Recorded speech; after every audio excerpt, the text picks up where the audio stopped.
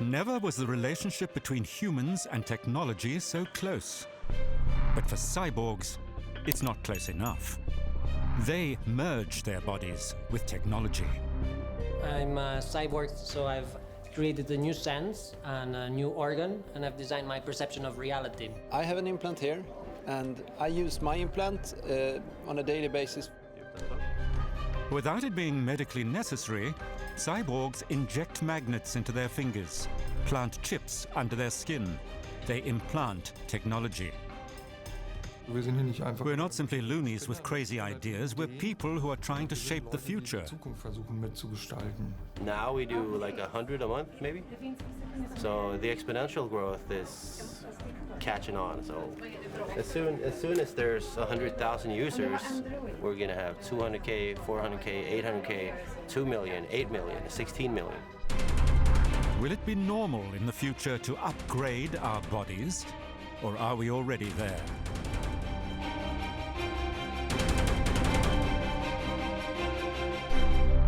If your mobile phone is running out of battery, many people say, I'm running out of battery. This is a clear sign of using or talking about technology in first person as if you were already technology. Yeah, if someone offers me to get a new hand instead of this one, but just stronger and better and more efficient and more precise, then I would be absolutely willing to do this. When people say I'm a cyborg, and that implies I can do things that you can't do, it's the opposite of removing boundaries. It's creating new boundaries.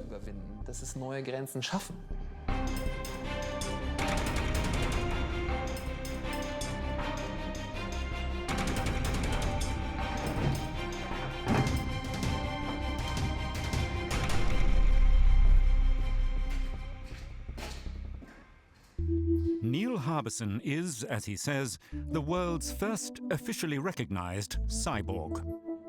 The composer has been colorblind since birth. He sees the world in shades of gray. So each color has its own light frequency, which corresponds to a sound frequency. So the antenna allows me to hear the sound of each color. This is F, this is A, so each color has its own note. So when I put colors on a piece of paper, to me it's like putting music on paper. In 2004, Neil Harbison had the antenna implanted by an anonymous surgeon. It contains a sensor that recognizes color frequencies and transmits them to a chip in the back of his head. This chip turns them into audio signals. Da-da-da-da-dum. So it's F, G, F, G, F, A. I'm just improvising. So it's a bit like jazz now, just playing different notes. At the beginning, it was overwhelming, hearing so many colors. I need some time of adaptation. The brain will need to adapt to the new input until it becomes like any other sense or pre-existing sense. And then when it becomes normal, you feel the need to extend it again. So that's at least what happened to me, that when I was able to hear all the colors visual, because I felt it was a repetition all the time. So that's why I added infrareds and ultraviolets. In this way, Harbison can also hear sun rays, motion detectors, remote controls, and anti-theft devices. But is that desirable 24 hours a day?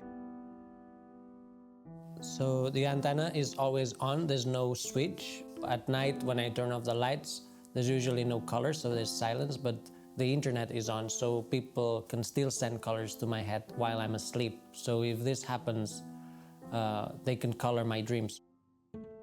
It's a strange choice, which often creates problems.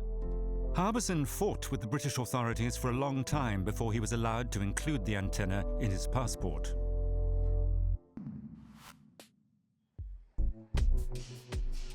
Well, the biggest struggle of being a cyborg is society. It's people who are not tolerant to one's decision. It's hard. Sometimes it's just also people who really think that we are against nature and against humans and against God. But Harbison also has allies, some of them in Germany. In Berlin, there is a community of people that are very enthusiastic about cyborgism. Maybe not so artistically, but I think here in Berlin it's more of a social thing. Cyborgs view themselves as forerunners of a growing movement.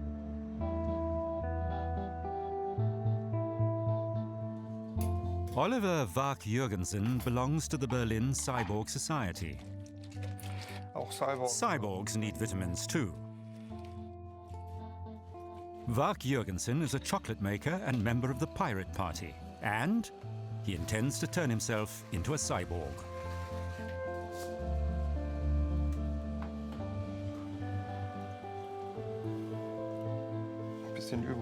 It takes a bit of practice. It's easier to make this bread than most people think. We've been making most of our own bread for 4 or 5 years. Wawrzinek lives together with his partner and their children. The past few years have been hard. Wawrzinek suffers from arthritis. He already has 2 artificial knees and an artificial hip. And although he's just managing to walk again, it'll soon be time for another hip.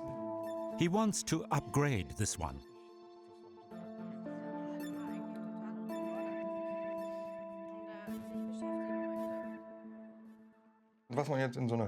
All the things you can do with a hip like that. Of course, biomonitoring is no problem. The bloodstream and the neutral stimuli provide a lot of information. And then, of course, the little gimmicks, like this mobile Wi-Fi router.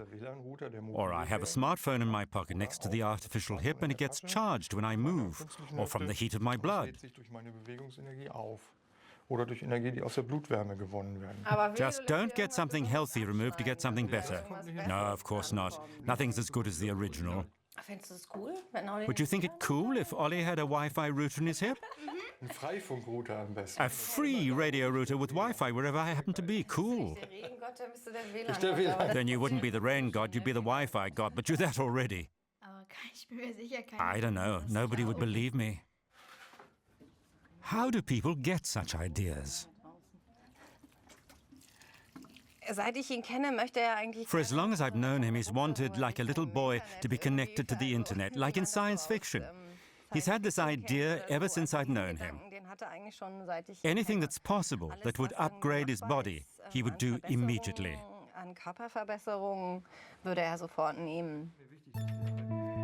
When Oliver Wawrzinek received his 3 artificial joints, he associated the operations with pain and feeling old.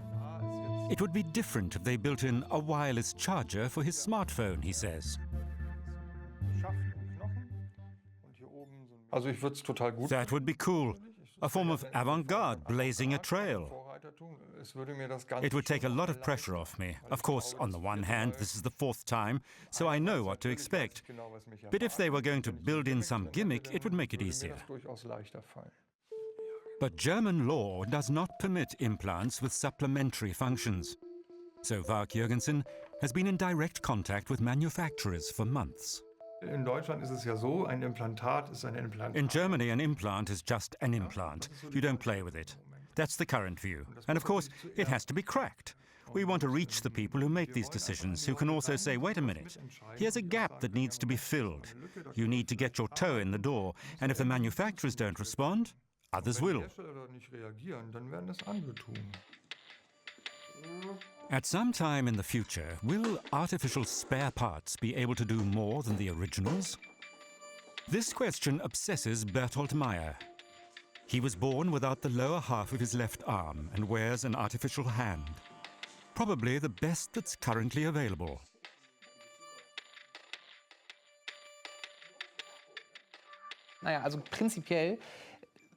Basically, the artificial hand can't do anything that my right hand can't do, with one exception. I can twist the artificial one 360 degrees. Continuously, but that's not very practical. I always say it's my party trick. But it's also very interesting theoretically because, of course, it shows that even an artificial limb, which in many ways is not as good as the original, can be better in other areas in very specific abilities. And what is ethically justifiable? We are just beginning to explore those boundaries.